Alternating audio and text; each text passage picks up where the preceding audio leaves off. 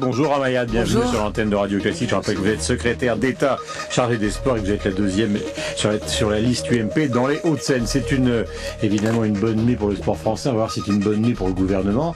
Mais enfin, c'était plutôt agréable de se réveiller ce matin. Donc 2 médailles d'or. Ah, c'est exceptionnel. On a connu une journée historique hier avec ces victoires de Vincent Gey et de Jason Lamy-Chapuis.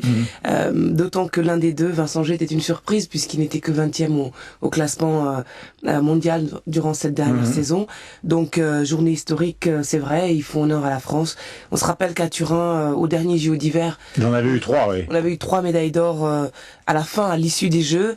Là, à l'issue d'une première journée, 2 médailles d'or, plus Marie Dorin, qu'il faut pas oublier, qui a eu la médaille de bronze et qui était aussi inattendue.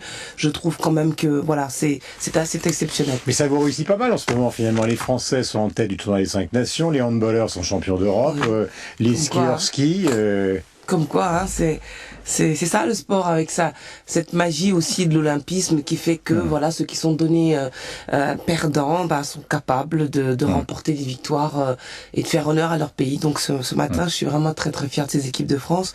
J'avais eu l'occasion de les découvrir il y a plusieurs mois lors de la première présentation officielle des équipes, et on attend encore des personnalités très fortes qui ont été très bons durant la saison hivernale. Je pense aux femmes comme Sandrine Aubert ou encore comme Ophélie David.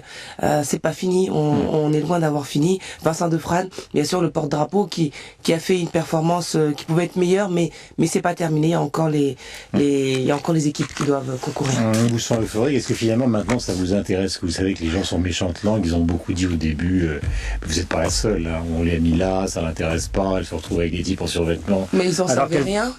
Non, mais justement, c'est une question que je vous pose. Mais c'est ça qui est marrant, c'est que les observateurs ont commenté sans savoir, sans même m'avoir interrogé de savoir si j'étais bien ou pas, puisque je n'avais même pas encore eu le temps de faire la moindre déclaration, qu'ils avaient déjà tiré leurs conclusions.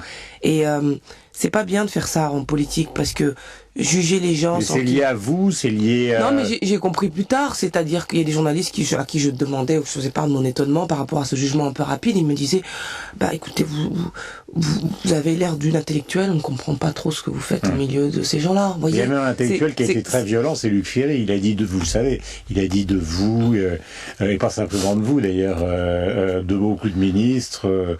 notamment d'ailleurs des femmes, elles sont bonnes à rien, elles ne servent à rien, sont des gadgets. Et la voix de Luc Ferry ne pèse rien du tout aujourd'hui, donc c'est pas très important ce qu'il peut dire. Et pourquoi il dit ça? Mais je n'en sais rien, je demandais lui. Non, mais je parle pas de lui, mais en général, justement, pourquoi vous avez ressenti, vous en avez été un peu expliqué. Ah non, c'est pas pareil, non, vous en êtes un peu expliqué ce week-end sur France 2, une certaine forme d'agressivité particulière à cause de votre jeunesse, à cause... Ah non, mais non, je parlais pas de ça. Vous savez, d'abord, la première chose, c'est que moi, je suis pas là pour me plaindre, et je ne me plaindrai jamais, parce que la vie politique, c'est une compétition, c'est violent, et c'est la règle du jeu.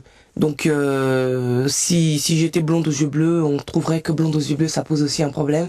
Si j'avais 30 ans de plus, ou si j'étais un homme, peu importe. La politique, c'est comme ça, c'est la règle. Donc il faut pas s'en plaindre, il faut travailler et avancer. Et c'est justement ce qui après en met certains en rogne. Mais quelqu'un comme Luc Ferry, c'est très différent. Il y a de l'aigreur dans ses propos. D'un homme qui a été ministre et qui n'a pas laissé un grand souvenir et qui aimerait bien en être à nouveau, voilà. Mais qu'est-ce que vous voulez que je fasse contre ça? Rien. Donc je laisse parler et puis je fais mon travail.